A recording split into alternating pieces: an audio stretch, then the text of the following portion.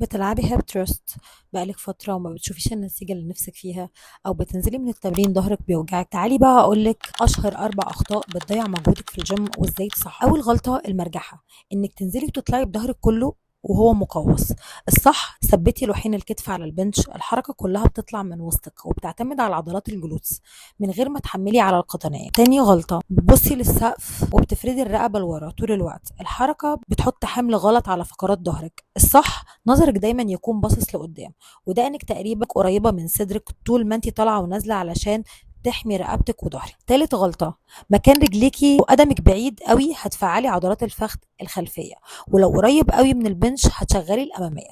الصح حطي رجلك في مكان يخلي ركبتك تعمل زاوية 90 درجة بالظبط لما تطلعي فوق. الغلطة رقم 4، نص المدى الحركي. رابع واخطر غلطه نص المدى الحركي، انك تطلعي بنص وسطك وتنزلي بسرعه من غير ما تكملي الطلعه الصح. اطلعي فوق لغايه ما جسمك يكون خط مستقيم تماما، واعملي كبس او عصر او سكويز قوي للجلوتس لمده ثانيه كامله فوق قبل ما تنزل. عدلي الغلطات دي في تمرينك الجاي وشوفي النتيجه والفرق بنفسك. ما تنسيش تعملي سيف للفيديو علشان ترجعي له وقت التمرين، وفولو عشان تشوفي باقي سلسله اخطاء الجيم.